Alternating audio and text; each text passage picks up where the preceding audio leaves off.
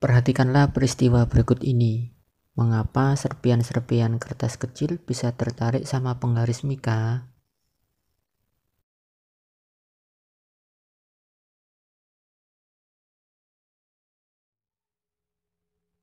Assalamualaikum warahmatullahi wabarakatuh. Bagaimana kabarnya anak-anak? Semoga selalu sehat. Jumpa lagi dengan saya, Pak Andi.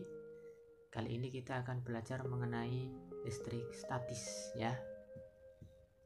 Tujuannya apa? Supaya nanti kalian bisa menjelaskan konsep listrik statis, menyebutkan macam-macam muatan listrik, dan menjelaskan macam-macam cara pemuatan listrik. Nah, apa sih listrik statis ini? Listrik statis ini adalah listrik yang tidak mengalir, terjadi akibat adanya perbedaan muatan listrik. Nah, mengapa penggaris plastik yang digosok-gosokkan pada rambut dapat menarik kertas-kertas kecil? Nah, sebelumnya setiap benda ini tersusun dari sebuah materi yang sangat kecil yang disebut dengan atom ya.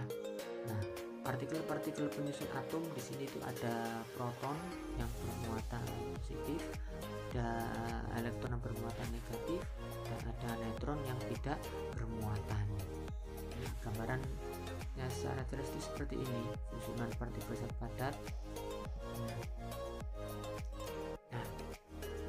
Jadi ketika partikel terkecil, ini terdiri dari atom itu tadi ya. Ada proton, elektron, dan neutron atau netral. Iya, proton, elektron, dan neutron. Nah, oleh karena itu benda bermuatan dibedakan 3. Benda bermuatan listrik positif, benda bermuatan listrik negatif, benda listrik netral. Benda bermuatan listrik positif ini apabila kekurangan atau kehilangan elektron. Dengan kata lain, elektronnya lebih sedikit dari positifnya. Kemudian benda listrik negatif ini benda apabila kelebihan atau menerima elektron. Dengan kata lain, elektronnya lebih banyak. Nah, benda bermuatan netral bagaimana? Benda bermuatan netral ini apabila jumlah elektron dan protonnya adalah sama. Nah, untuk menentukan perpindahan elektron pada suatu benda ini dapat menggunakan deret tribolistrik ya, seperti pada gambar di bawah ini. Nah, itu namanya deret tribolistrik. Kalau semakin ke atas dia semakin banyak protonnya, semakin ke bawah semakin sedikit elektronnya. Nah, muatan listrik tadi ada 3, elektron, proton, dan neutron, yaitu ada masing-masing besar muatan tiap partikelnya.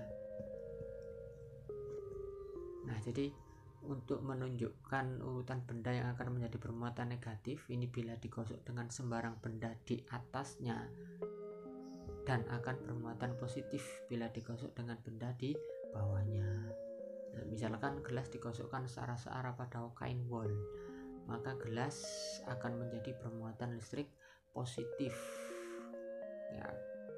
Gelas akan menjadi bermuatan listrik positif, dan wol akan menjadi bermuatan listrik negatif ya. Yang sesuai dengan deret tribolistrik ya. Contoh 1, kaca yang digosok dengan kain sutra, maka kaca akan menjadi bermuatan listrik positif karena elektron kaca pindah ke kain sutra.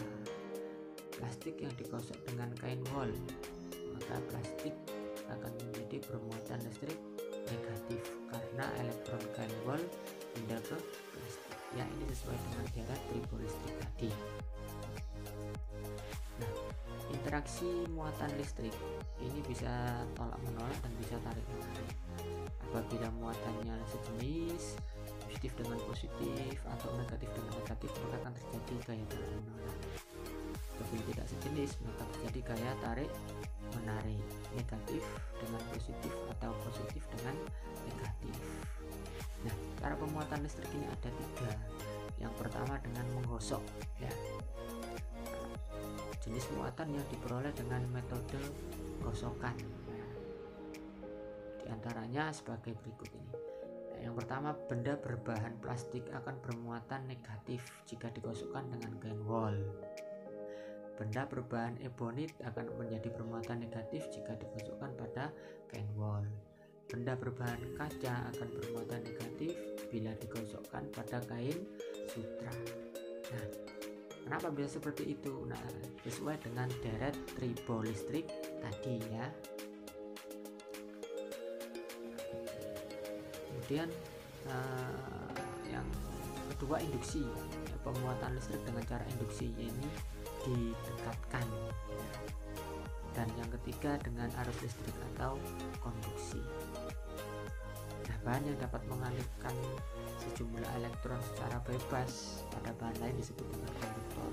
Konduktor yang baik ini logam ya, khususnya aluminium, tembaga dan perak.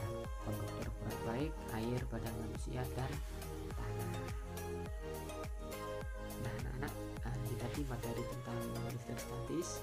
Semoga kalian bisa memahami konsep listrik statis ini. Terima kasih atas perhatiannya. Selalu semangat. Assalamualaikum warahmatullahi wabarakatuh.